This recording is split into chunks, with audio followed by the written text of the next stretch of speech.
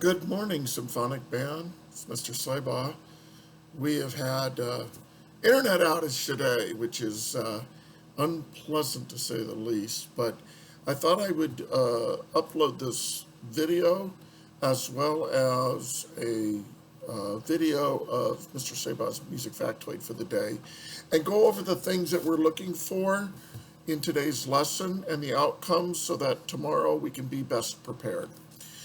We had the opportunity to go through two of our four songs yesterday. I was planning on working through the other two, uh, namely Clarinet Candy and Sleigh Ride, but we did come up with some outcomes that I wanted to share with you on these pieces that we're definitely going to be spending time on next week to make sure that we have accommodated and created opportunities for these. The first one's going to be in Triumph of Time, staggered breathing. In Triumph of Time, there's a lot of opportunities. There's a lot of demands in the music for repetitive accompaniment. Um, that sounds like, it's not that terribly important, but it's the entire motor of the piece. And there's not many opportunities to breathe in that motoric accompaniment where the melody has pretty clear phrase markings. So I want you to look, and I'm going to just identify some big ones right now. All right, we're at the beginning, the first refrain, and I'm going to be speaking mostly to the saxophones and horns section at this moment. Uh, Tuba, you have plenty of opportunities to catch breaths, so I'm not so worried about that. One thing I'll say to the tubas, don't make your eighth notes too short. They should be considered, Sousa was a string player, a violinist, and whenever he wrote stuff for the tubas, he would write it like he would write for a string bass. But a string bass has a resonance after it. So it would be pizzicato, boom, boom, boom. You would hear sound almost all the way through. You wouldn't hear a staccato, tut, tut, tut. So everybody that has throughout this piece, it's baritone saxophone and tuba mostly, that has those eighth notes followed by two eighth note rests. Think of them as uh, almost a dotted quarter note that you let have a decay on it. Dum, dum, dum. You're trying to create and affect a pizzicato sound. So don't make them too short or what I call tutty. Okay? Now, getting to the horn saxophone part in the first refrain, you do have a breath opportunity at 13. That's a long time to play, especially since, well, you do have a good opportunity for a breath there, so it really only has you play, what, 8 measures before you need a breath. So that should work out just fine at the tempo. You'll see it again in the repeat, and that should be just fine. The second refrain now. Upper woodwinds in the second refrain. Some of you were a little worried about the rhythm, and I want to reemphasize that there is a constant triplet going through those 16th notes. And it's so incredibly important that you keep the triplet consistent all the way through that. It would be probably a good idea, if you're struggling with that, to just play every other note, which would then be the triplets, so that you can feel how that and track how that triplet runs through these 16th notes. Then add the in-between notes, and that might help you counter that. Okay, let's get to the melody here. Again, the melody has some pretty easy phrasing so that you can find moments to breathe through this. However, at the eighth bar of the melody, if you look carefully at it, it really it goes to a subito fortissimo right there, a dynamic change. It's almost as if the two phrases link, so you probably won't get a breath there. But you do get an opportunity in the fourth measure on that long note. It'd be great if you can hold that out, the full value. But if you need to breathe right there, just make it a catch breath and make it a dotted quarter note tied to an eighth note catch breath, and then come into it there. And then horn saxophones. Don't stop your air. Keep the air going. Imagine you're playing ta ta ta ta ta ta ta ta ta ta ta ta ta ta ta ta ta ta. That's how you're going to track it. Imagine that you're continually playing those eighth notes. Yes, you're going to get tired, and you're going to notice in the eighth measure, you've got a big, in measure 34, you've got a big dotted half note fortissimo that you're going to need air for. This is one of those spots where I think you guys need to get together as a group and talk through, okay, if you breathe here, like for instance, the horn one, alto saxophone one, it's a solo horn, solo alto saxophone, at measure 27, da, da, da, da, da, you can't breathe there. But somebody in the accompaniment parts below it, in the first horn, second or third horn, you could breathe there. And so make sure it's not the entire section, because you've got to play the measure following it, you've got to play that. There can be no breaths there. But there's moments before that where some people can take a count off to breathe, and then other people can keep playing. So I want you guys to have a conversation about that and map that out.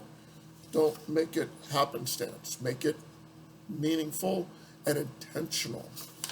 Okay? And again, you shouldn't all be breathing together. This is staggered breathing. Okay?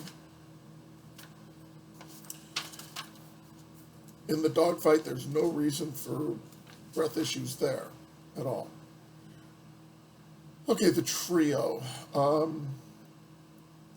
If you're playing the melody in the trio and you're a woodwind player, clarinet, or saxophone, you're going to find, and French horn for that matter, and trumpet for that matter, you're going to find that there's going to be a lot of time on here, which means that you're playing a lot, and your embouchure is going to get tired.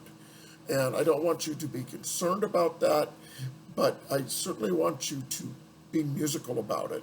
So try to find moments in phrasing where you can breathe, but the demands of this really are that you're going to have to be able to power through this. It's the demands of the music and the art that challenges us. And we can't do anything about that per se.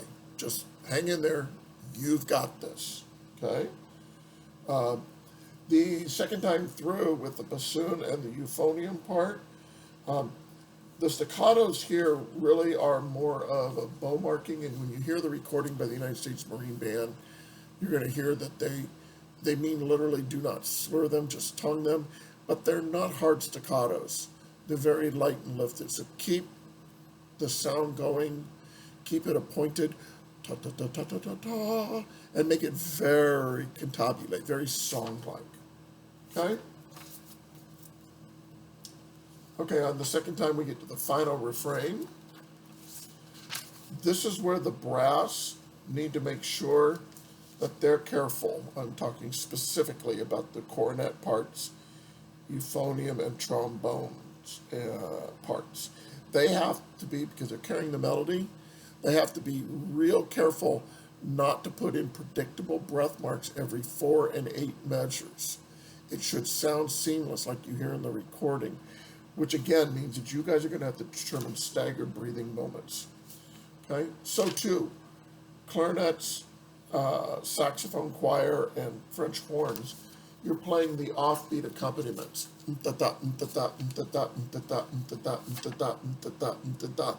And it has to sound seamless.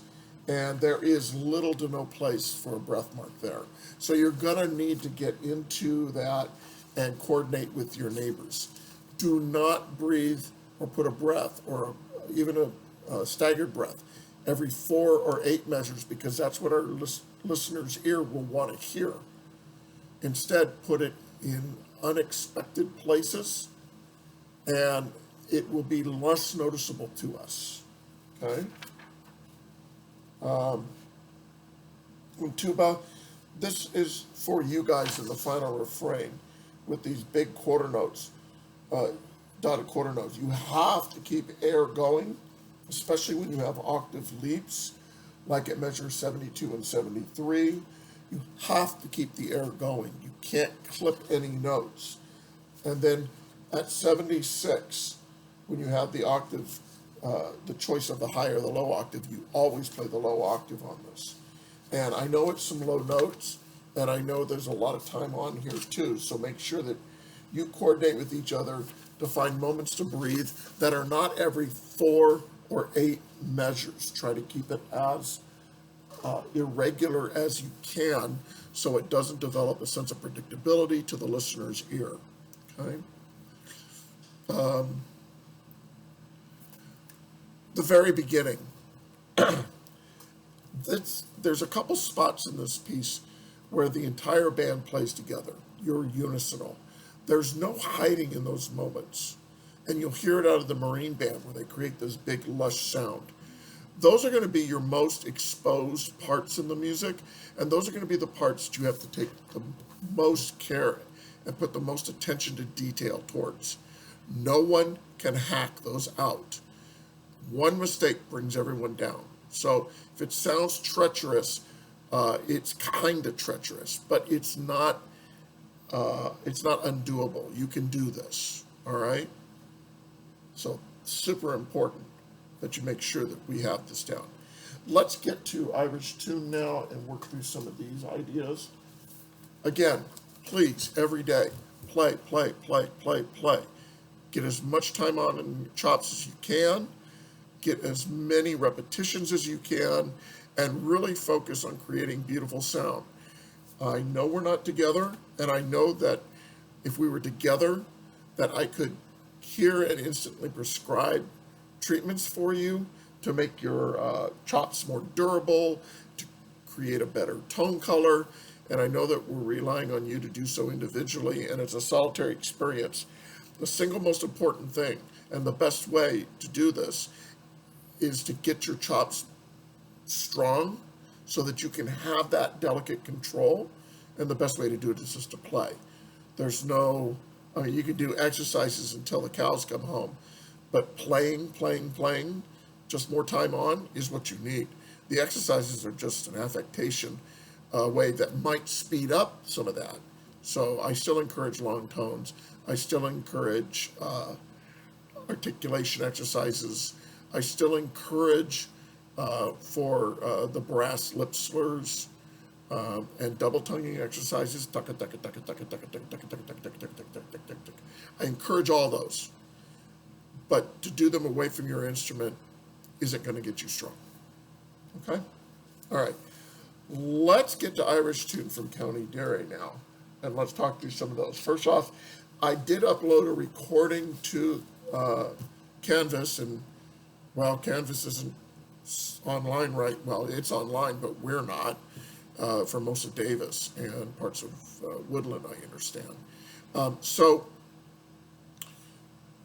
we're going to use that recording. I am not going to play the one of the from Dallas with Jerry Junkin. It's beautiful, it's gorgeous, it's nice to change it up, but I need to make sure that you guys have a sense of predictability, and so I will only use that recording that I've provided online.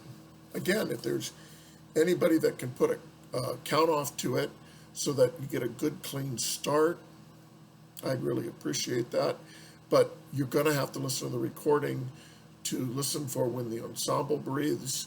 You're going to have to listen intently to the recording for when there's small rallentandos where it's stretching the music. You're going to have to listen for tempo changes. Those are, you can't really put a click track to. So you're just going to have to make sure that you follow that. Okay? Okay.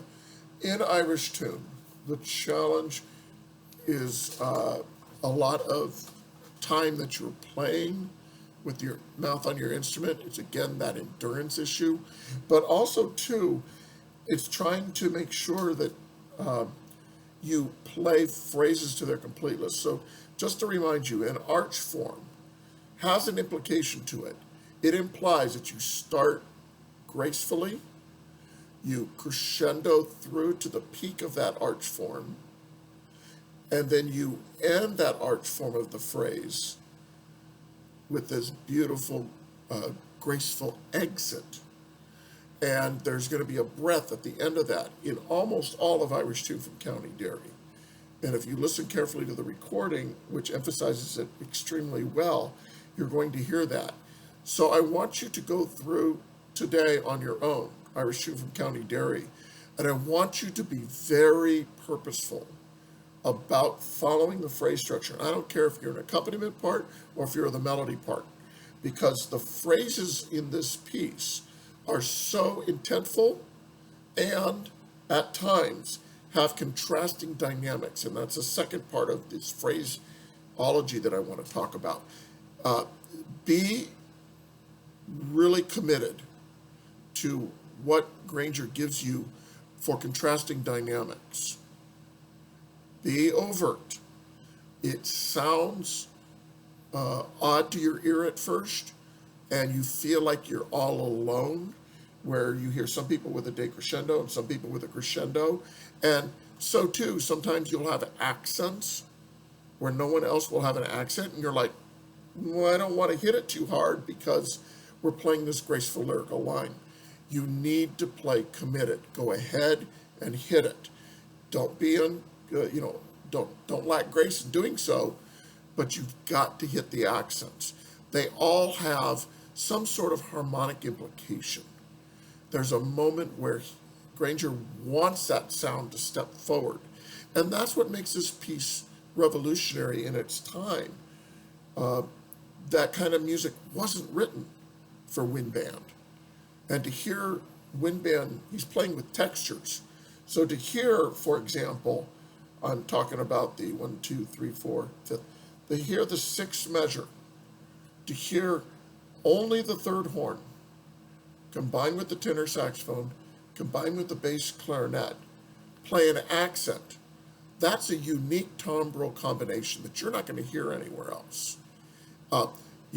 If you're thinking of choirs of instruments in that sort of like in that bass range, well, why wouldn't you have bassoons play it as well?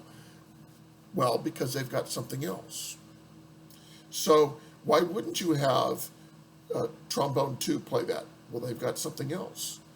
Why wouldn't you have maybe all the horns play that? Well, they've got something else. So he created these streams of music that have to be independent. That's what challenges us with this piece of music. It's not the notes. It's creating that music in that linear stream with all of those arch form shapes and all of those dynamics that are contrasting and those accents that seem out of place, like especially at the end on count 2 and 4. If you listen to them harmonically, they're changing the harmony every time. So he brings them out just to go, hey, listen to this unique timbre combination. Change the harmony. And when it's done masterfully, as you hear in the recordings, it's gorgeous. It's absolutely gorgeous, okay? And that takes me to a kind of a question that we came up with in this as well. And we talked about the difference between catch breaths in this piece and full breaths. Rests and the end of phrases are going to have moments for full breaths. And you need to breathe to the phrase. This is more of an advanced playing technique than when you were little and in junior high school, we were trying to get you to expand lung capacity because, well, you're growing and you needed to do that. Now we're asking you, breathe only what you need to play to the next breath moment.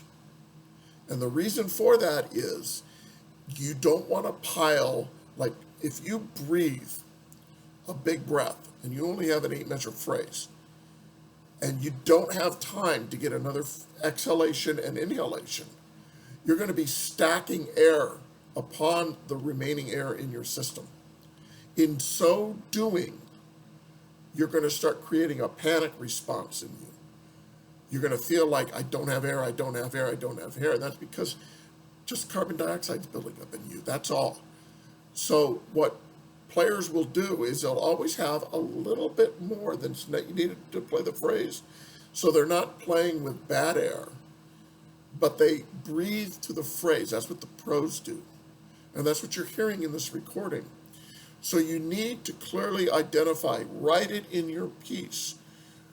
What's the difference between a phrase breath, which is full, and what's the difference between a catch breath, which is I'm playing a long phrase.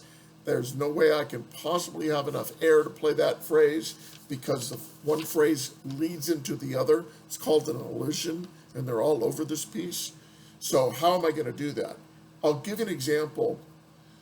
At 17, cornets 1 and 2, you are playing this little sort of counter melody part. But if you look at the measure before 24, you have a leap there, and then you go into a new phrase. Cornet 2s, you're ending the previous phrase. If you're cornet 1, you got to go G on top of the staff all the way down to G on the bottom of the staff. And you can't cut those notes short because it's such a lyrical style of playing, and it would be so exposed if you did so. And you're unison with the first alto saxophone. So first alto, the same issue applies to you. So what do? How do you look at this and say, where do I breathe? Well, you're going to have to find a moment before that to have a catch breath, because even though it's starting a new phrase, you don't have a moment to breathe there because the last note of that phrase is actually the first note of the next phrase. It's part of the genius of the music, and it's one of the challenges to it, okay? So you need to look at those moments and be very intentful. If within your section you can create staggered moments so that they're more connected, that is very smart. But you need to work it out with players of the same part. So if I'm the first alto saxophone, I'm going to say to the other first alto saxophone, okay, I'm going to breathe right here so I can take that high D down to the low D. And then the other player is going to get a chance to breathe maybe at the high D, because two people on that high D probably aren't necessary. So they'll breathe before that, and then they'll catch it from the low D and begin the second phrase, while the first player would then breathe. Same thing with the trumpet part. You know, that high G is going to pop in a lyrical phrase. So what's going to happen? Maybe just one player just needs to play that ascending line, and then the next player picks up the octave leap and plays on, and then you can stagger breathing in those moments, okay? So look at that. Be intentful. Everybody at 33, 34, 35, in your part you should have, and if you don't have, if you play at 35, suddenly pianissimo. If you listen to the recording, they do an excellent job of that. But it is so incredibly important that you emphasize that dramatically. I recommend at 33, you play everything a little bit louder. Like, I highly recommend that instead of it being piano, because the instrumentation's thin, you might want to make it like one dynamic a little louder than what you've got written. But then instantly, when you come to the dynamic at 35, you play that dynamic, okay? And then all of a sudden, it will have so much more relevance to the dynamic change and this tenderness that Granger's trying to elicit from the instruments. It's like a human singer singing something, and then the term is sotto voce, under the voice. So they would sing da da da da da da da da da, where it's this beautiful lyrical light half voice. That's what he's trying to create for you guys. So make sure that you do that with that sort of strength. And then again, everybody that's entering after that, it's this stretching of a thread that he's bringing these voices in gradually and gently. And he does this all the way through until everybody comes into 49. So it's a gradual crescendo to 49, okay? At 49, remember that the articulation markings are that you tongue those notes. They're not slurs, as they were in the previous phrase, but that they're meant to be tongued. and then look at the accents. The accents literally mean that you're coming above the dynamic of the whole ensemble to bring just those notes out. And it's very interesting that he only picks certain instruments. It's all about timbre. It's really not about pitch, because he's got, for the tenor saxophones playing up there, it's a high note for them. Okay, French horn, it's a relatively high note. First trombone, it is a high note. And there's a tension created with that unique instrumentation in that exact pitch area that's unusual that he wants to bring out. Okay? The one thing in the recording that I don't hear really well, between 55 and 56, the people that have the double dotted quarter note and the 16th note. To my ear, whenever I've conducted this and whenever I work with people, they always want that part brought out a little more than this recording does. 1, 2, 3, 4 E and a 1. 4 E and a 1. Okay? Don't rush it and group it. Don't make it like it's a grace note.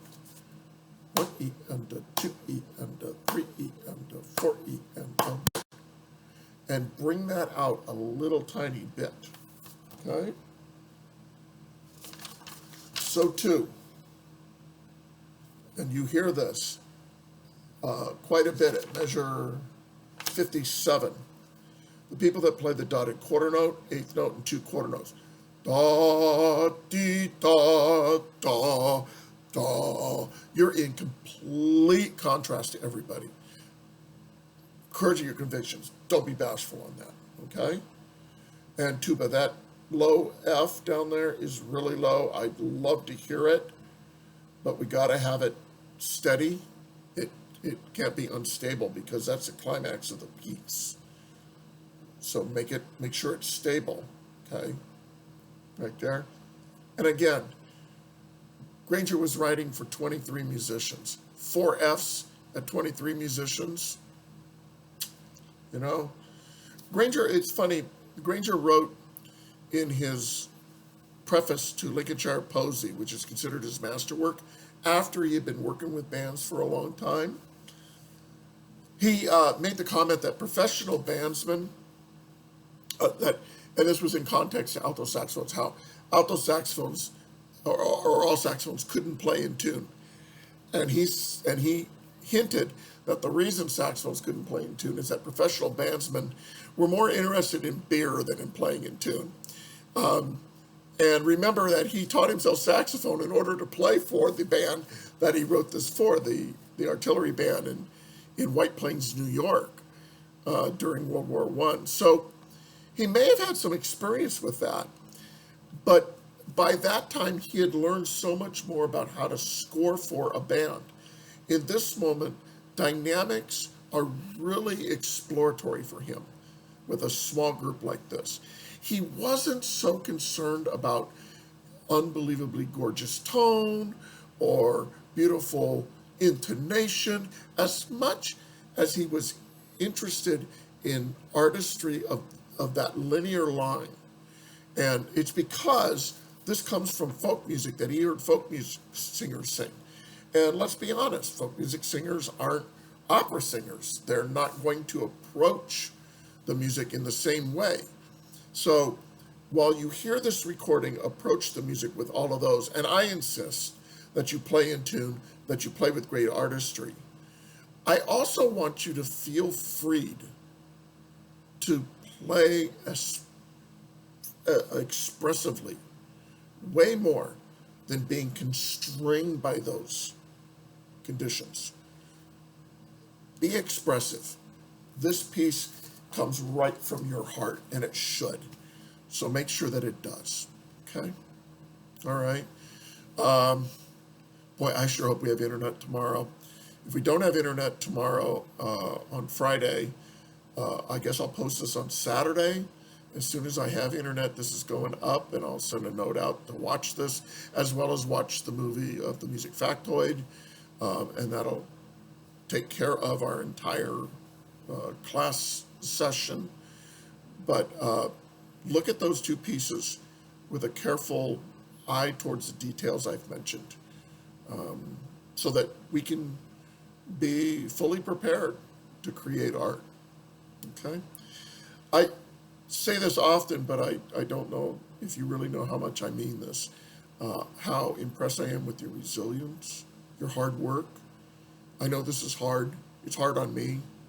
It's hard on you, but we're still gonna be artists. We're still gonna get a chance to create, and it's strange that the parameters were changed, but I still want you to think that way. I want you to express yourself. I want you to let go, and not be afraid. Be brave, and I want you to feel that joy that making art brings you, and that, I think, in its small way, will help us get through all of this.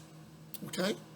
So, peace out, and I love you all very much, and I really look forward to seeing you again.